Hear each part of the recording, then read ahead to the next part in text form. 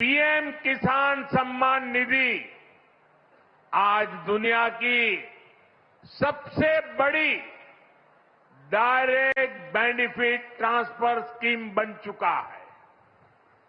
अभी तक देश के करोड़ों किसान परिवारों के बैंक खाते में 3.25 लाख करोड़ रुपए जमा हो चुके हैं।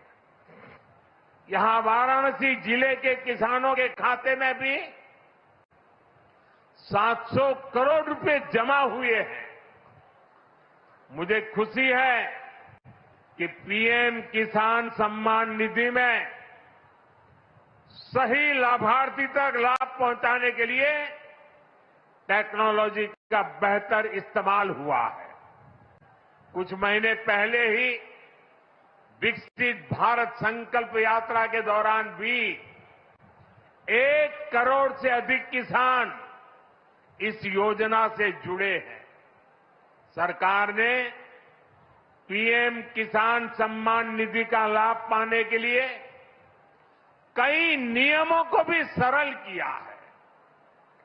जब सही नियत होती है, सेवा की भावना होती है, तो ऐसे ही तेजी से किसान हित के जनहित के काम होता है। भाई और बहनों, 21वीं सदी के भारत को दुनिया की तीसरी बड़ी आर्थिक ताकत बनाने में पूरी कृषि व्यवस्था की बड़ी भूमिका है। हमें वैश्विक रूप से सोचना होगा, ग्लोबल मार्केट को ध्यान में रखना होगा। हमें दलहन और तिलहन में आत्मनिर्भर बनना है और कृषि निर्यात में अग्रणी बनना है। अब देखिए, बनारस का लंगड़ा आम, जौनपुर की मूली, गाजीपुर की भिंडी, ऐसे अनेक उत्पाद आज विदेशी मार्केट में पहुंच रहे हैं।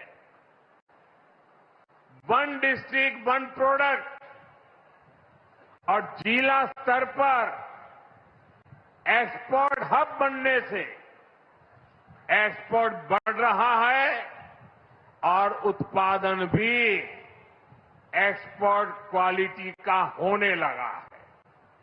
अब हमें पैकेज फूड के ग्लोबल मार्केट में देश को नई ऊंचाई पर ले जाना है और मेरा तो सपना है कि दुनिया की हर डाइनिंग टेबल पर भारत का कोई न कोई खाद्यान्न या फूड प्रोडक्ट होना ही चाहिए। इसलिए हमें खेती में भी जीरो इफेक्ट जीरो डिफेक्ट वाले मंत्र को बढ़ावा देना है। मोटे अनाज, श्री अन्न का उत्पादन हो, औषधीय गुण वाली फसल हो या फिर प्राकृतिक खेती की तरफ बढ़ना हो, पीएम किसान समृद्धि केंद्रों के माध्यम से किसानों के लिए एक बड़ा सपोर्ट सिस्टम विकसित किया जा रहा है। भाई और बहनों, यहां इतनी बड़ी संख्या में हमारी माताएं बहनें उपस्थित हैं। माताओं बहनों के बिना खेती की कल्पना भी असंभव है। इसलिए अब खेती को नई दिशा देने में भी माताओं बहनों की भूमिका का विस्तार किया जा रहा है। नमो ड्रोन दीदी की तरह ही कृषि सखी कार्यक्रम ऐसा ही एक प्रयास है। हमने आशा कार्यकर्ता के रूप में बहनों का काम देखा है। हमने बैंक सखियों के रूप में डिजिटल इंडिया बनाने में बहनों की भूमिका देखी है। अब हम कृषि सखी के रूप में खेती को नई ताकत मिलते हुए देखेंगे। आज 30,000 से अधिक सहायता समूहों को कृषि सखी के रूप में प्रमाण पत्र दिए गए हैं। अभी 12 राज्यों में ये योजना शुरू हुई है। आने वाले समय में पूरे देश में हजारों समूहों को इससे जोड़ा जाएगा। ये अभियान 3 करोड़ लखपति दीदियां बनाने में भी मदद करेगा।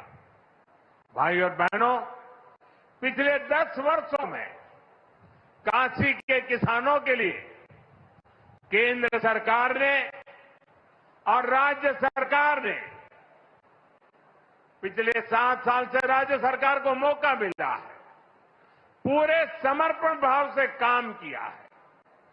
काशी में बनास डेयरी संकुल की स्थापना हो, किसानों के लिए बना पेरिसेबल कार्गो सेंटर हो, विभिन्न कृषि शिक्षा एवं अनुसंधान केंद्र हो या इंटीग्रेटेड पैक हाउस हो, आज इन सब के कारण काशी और पूर्वांचल के किसान बहुत मजबूत हुए हैं, उनकी कमाई बढ़ी है। बनास डेयरी ने तो बनारस और आसपास के किसानों और पशुपालकों का भाग्य बदलने का काम किया है। आज ये डेयरी हर रोज करीब 3 लाख लीटर दूध जमा कर रही है। अकेले बनारस के ही 14,000 से ज्यादा पशुपालक, ये हमारे परिवार इस डेयरी के रजिस्टर्ड हो चुके हैं।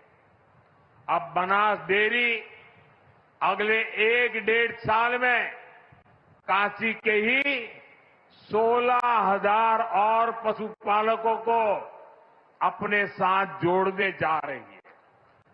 बनास डेयरी आने के बाद बनारस के अनेकों दूध उत्पादकों की कमाई में भी 5 लाख रुपए तक की वृद्धि हुई है। हर साल किसानों को बोनस भी दिया जा रहा है। पिछले साल भी 100 करोड़ रुपए से ज्यादा का बोनस पशुपालकों के बैंक खाते में भेजा गया था। बनास डेयरी अच्छी नस्ल की गीर और साहिवाल गायों को भी किसानों को दे रही है। इससे भी उनकी आमदनी बढ़ी है। साथियों, बनारस में मछली पालकों की आय बढ़ाने के लिए भी हमारी सरकार लगातार काम कर रही है। पीएम मत्स्य संपदा योजना से सैकड़ों किसानों को लाभ हो रहा है। उन्हें अब किसान क्रेडिट कार्ड की भी सुविधा मिल रही है। यहां पास में चंदौली में करीब 70 करोड़ की लागत से आधुनिक फिश मार्केट का निर्माण भी किया जा रहा है। इससे भी बनारस के मछली पालन से जुड़े किसानों को मदद मिलेगी। साथियों, मुझे खुशी है कि पीएम सूर्यघर मुफ्त बिजली योजना को भी बनारस में जबरदस्त सफलता मिल रही है। यहां के करीब 40,000 लोग इस योजना के तहत रजिस्टर हुए हैं। बनारस के 2100 से ज्यादा घरों में सोलर पैनल लग चुका है। अभी 3,000 से ज्यादा घरों में सोलर पैनल लगाने का काम चल रहा है। जो घर पीएम सूर्यघर मुफ्त बिजली योजना से जुड़े हैं, उनमें से ज्यादातर को डबल फायदा हुआ है। उनका बिजली बिल तो 0 हो ही गया है, 2-3 हजार रुपये की कमाई भी होने लगी है। साथियों, बीते 10 सालों में बनारस शहर और आसपास के गांवों में कनेक्टिविटी का जो काम हुआ है, उससे भी बहुत मदद हुई है। आज काशी में देश के सबसे पहले सिटी रोपवे प्रोजेक्ट का काम अपने आखिरी पड़ाव तक पहुंच रहा है। गाजीपुर, आजमगढ़ और जौनपुर के रास्तों को जोड़ती रिंग रोड विकास का रास्ता बन गई है। फुलवरिया और चौकाघाट के फ्लाईओवर बनने से जाम से जूझने वाले बनारस के आप लोगों को बहुत राहत हुई है। काशी, बनारस और कैंट रेलवे स्टेशन अब एक नए रूप में पर्यटकों और बनारसी लोगों का स्वागत कर रहे हैं। बाबतपुर एयरपोर्ट का नया रूप न सिर्फ यातायात बल्कि व्यापार को भी सहूलियत दे रहा है।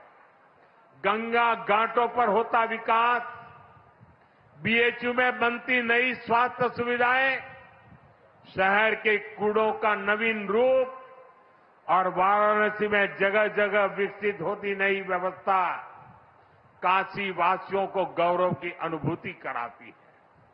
काशी में स्पोर्ट्स को लेकर जो काम हो रहा है, नए स्टेडियम का जो काम हो रहा है, वो भी युवाओं के लिए नए मौके बना रहा है। साथियों, हमारी काशी संस्कृति की राजधानी रही है। हमारी काशी ज्ञान की राजधानी रही है। हमारी काशी सर्व विद्या की राजधानी रही है।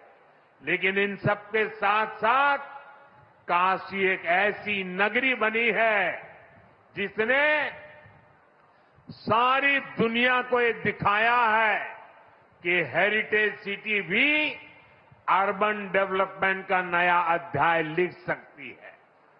विकास भी और विरासत भी का मंत्र काशी में हर तरफ दिखाई देता है।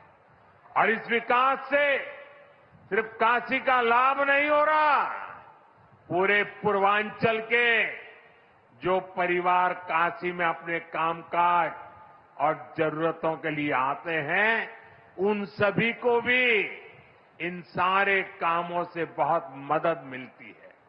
साथियों, बाबा विश्वनाथ की कृपा से काशी के विकास की ये नई गाथा अनवरत चलती रहेगी। मैं एक बार फिर देश भर से जुड़े सभी किसानों साथियों का, सभी किसान भाई बहनों का हृदय से अभिवादन करता हूं, बधाई देता हूं। काशीवासियों का भी मैं फिर से हृदय से आभार व्यक्त करता हूं। नमः पार्वती पतये हर हर